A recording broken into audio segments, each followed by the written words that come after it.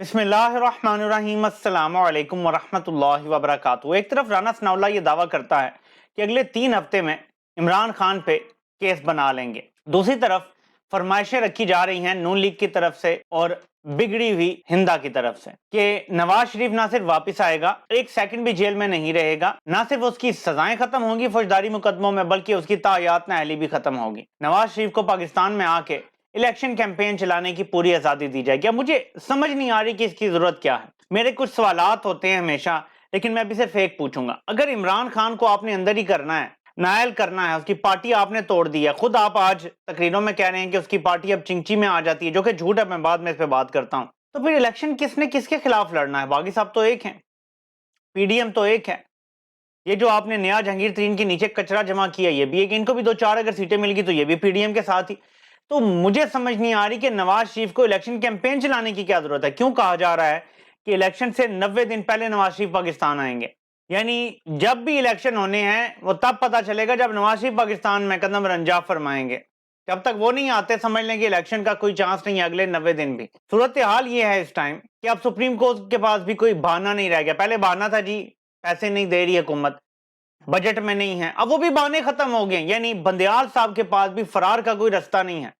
जिस तरह उन्होंने बुजदिली दिखाई है इलेक्शन के मामले में, जिस तरह उन्होंने राय फरार इख्तियार की है, जिस तरह उन्होंने अब रिव्यू पिटीशन लगा ली है, कोई एक्सक्यूज नहीं रह गया अब। लेकिन क्या होगा कि अब भी पंजाब के इलेक्शन के हक में कोई फैसला नहीं आने वाला। आप फैसला दे देते, अमल दरामद बाद में हो जाता है फैसलों पे, आप देते तो सही, आप इन्हें नायल तो करते, आप थोड़ी सख्ती तो करते, हुकूमत को घर तो भेजते, वो ना जाते, बदमाशी से लगे रहते, लेकिन फैसले तो हो जाते ना। आपने एक फैसला करके कि जी मैंने 14 मई को इलेक्शन का कह दिया, बड़ा एहसान में जस्टिस कॉर्नीलियस बन गया हूं। जस्टिस कॉर्नीलियस ऐसे नहीं बनते, आप जस्टिस मुनीर बन गए हैं जहां हम अभी खड़े हैं। तो फरमाइशें यही हैं और प्लान 2023 के मुताबिक बात हो रही है, जो मैं आपको बताता रहा हूं 3-4 सालों से। जब से नवाज शरीफ फरार हुआ था मैं आपको प्लान 2023 का बताता था कि काजी आएगा तो नवाज शरीफ की सजाएं खत्म होंगी। अब इंतजार है काजी के आने का। अब दो सूरतें हैं, पाकिस्तान को ज़ाहिर स्टेबिलिटी चाहिए, आईएमएफ का प्रोग्राम आ नहीं रहा और इस तरह सूरत हाल चल नहीं सकती।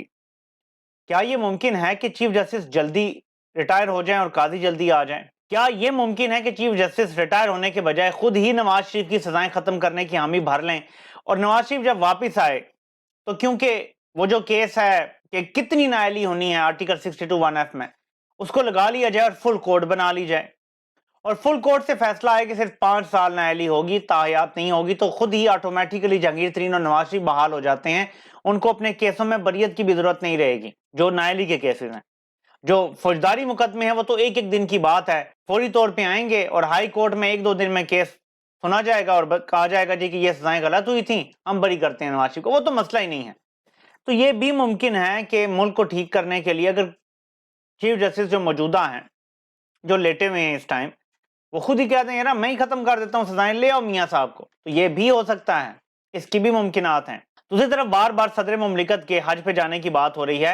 ये तो मुझे यकीन है कि वो खर्चा अपना करेंगे, वो हुकूमत का पैसा इस्तेमाल नहीं करेंगे, लेकिन उनके बाहर जाने से अगर वो जाते हैं, मुझे नहीं पता, मैं ये कंफर्म नहीं कर सका किसी जाती उनके सोर्स से, अगर वो जा रहे हैं तो मुझे लगता है कि पीछे कुछ कानून साजियां की जाएंगी और क्योंकि सादिक सिंजरानी बतौर सेनेट के चेयरमैन के सदर के इख्तियारात उनके पास आ जाएंगे सदर की गैर मौजूदगी में, तो फिर वो किसी भी कानून पर दस्तखत कर सकते हैं और कोई भी कानून नाफिज हो सकता है और उसमें कुछ भी तब्दीलियां की जा सकती हैं। यहां तक कि मुमकिन है कि मुल्क में माशी इमरजेंसी लगा दी जाए, और ये मुमकिन है बिल्कुल, क्योंकि सदर मुमलिकत का सेटिस्फाई होना बड़ा जरूरी है। वो सेटिस्फाई हो जाते हैं तो इमरजेंसी लग सकती है। तो इस तरफ आपने तवज्जो रखनी है, क्योंकि जो अंदर खाने लोग हैं, इवन जो जहांगीर तरीन की पार्टी में भी गए हैं, कचरा जो गया है, वो भी ये कह रहे हैं कि यहां भी इलेक्शन की दूर दूर तक कोई प्लानिंग, कोई बात नहीं हो रही, अभी सिर्फ बंदे इकट्ठे करने की बात हो रही है। तो कोई भी मेंटली प्रिपेयर्ड नहीं है कि इस साल कहीं किसी वक्त इलेक्शन होने हैं, क्योंकि नून लीग ने यह कहा है कि हम एक दिन पहले मुद्दत पूरी होने से असेंबली तोड़ देंगे और हम 90 दिन फिर पूरे करेंगे और कई नवंबर के पहले या दूसरे हफ्ते में जाके इलेक्शन होंगे। ये इनका प्लान है जो मीडिया पे बताया जा रहा है, लेकिन मुझे ऐसे लगता है कि इनका कोई इरादा इलेक्शन करवाने का नहीं है। और अगर केयर टेकर हुकूमत आ भी जाती है, ये हुकूमत चली भी जाती है, एक्सटेंशन नहीं भी होती इस हुकूमत की, तो केयर टेकर हुकूमत को ये एक्सटेंशन दे दी जाएगी जैसे यहाँ पे दे दी गई है पंजाब और खैबर पख्तूनख्वा में। तो कोई रास्ता नजर नहीं आता इस वक्त कि ये इलेक्शन में चले जाएंगे, और वजह सिर्फ एक है, ना सिर्फ इमरान खान का बयानिया کمزور کرنے میں یہ ناکام ہوئے ہیں بلکہ یہ عمران خان کو کمزور کرنے میں ان اٹ سیلف بھی ناکام ہو گئے ہیں. اتنے بندے توڑ دیے, کسی اور پارٹی کے ٹوٹتے اس نے کمزور ہو جانا تھا, بیٹھ جانا تھا, پٹھا بیٹھ جانا تھا ان کا.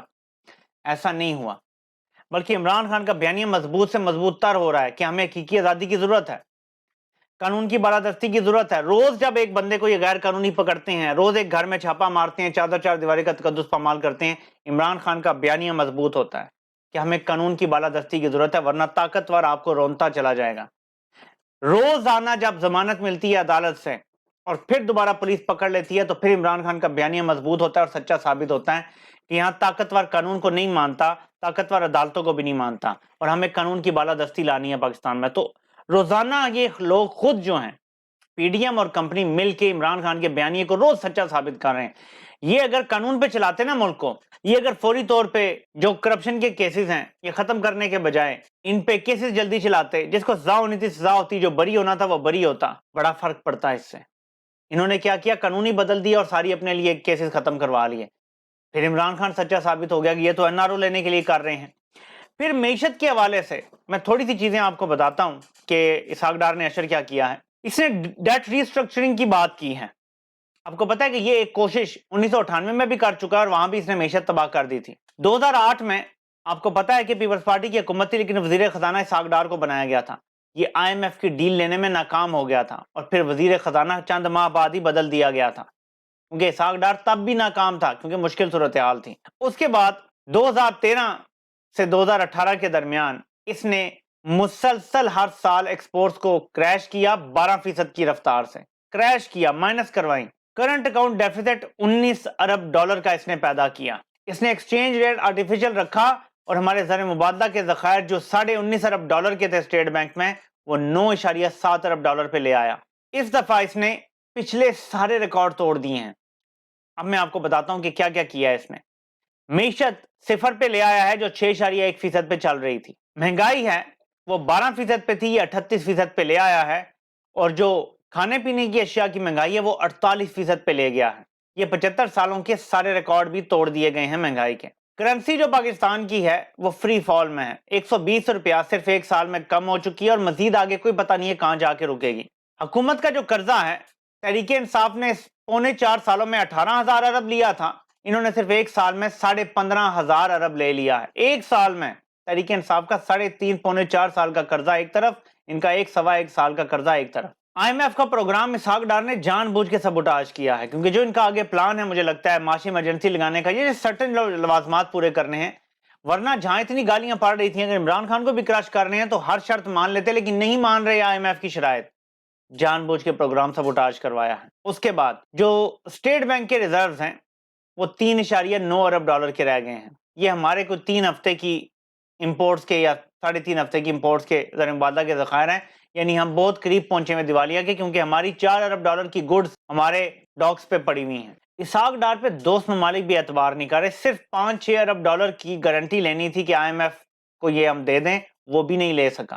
کیا آپ کو پتا ہے کہ اسحاق ڈار کو نامنل جی ڈی پی اور جو پرچیزنگ پاور پیرٹی کے کیلکولیشن کر کے جی ڈی پی نکالا جاتا ہے اس میں فرق نہیں پتا؟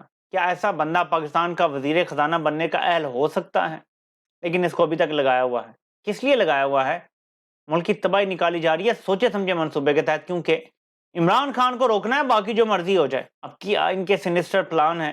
جس طرح ایک ایک دن گزر رہا ہے پاکستان میں لوگوں کی چیخیں نکل رہی ہیں.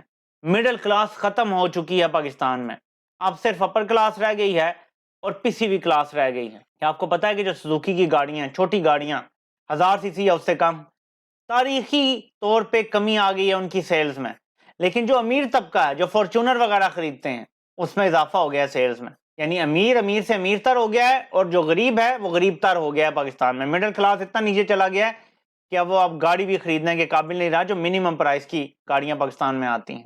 یہ صورتحال ہے.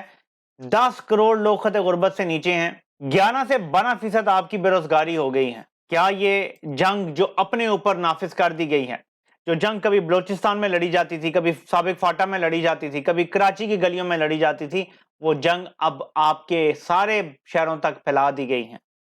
راولپنڈی میں جنگ لڑی جا رہی ہے اپنی عوام کے ساتھ, لاہور میں جنگ لڑی جا رہی ہے اپنی عوام کے ساتھ, फैसला आबाद में, पिशावर में अपनी आवाम के साथ जंग लड़ी जा रही है। उनके घर फतह किए जा रहे हैं, छलांगे मार के, दरवाजे तोड़ के, दीवारें तोड़ के फतह किए जा रहे हैं। क्या आपको पता है कि ऐसी जंगों का क्या अंजाम होता है? मुल्क डिसइंटीग्रेट हो जाते हैं, खुदा ना खास्ता पाकिस्तान को ये उस तरफ लेके जा रहे हैं। अब देखना ये है कि इन लाडलों की शराइत पूरी करते करते कि इमरान खान को जेल में डालो, मियाँ साहब की सजाएं खत्म करो, नायली खत्म करो, पाकिस्तान का कितना और बेड़ा गर्क करना है इन्होंने। आपसे इंशाल्लाह फिर मुलाकात होती है। अल्लाह पाक आप सबका हामी और नासिर हो। आप सबके सुनने का बहुत बहुत शुक्रिया।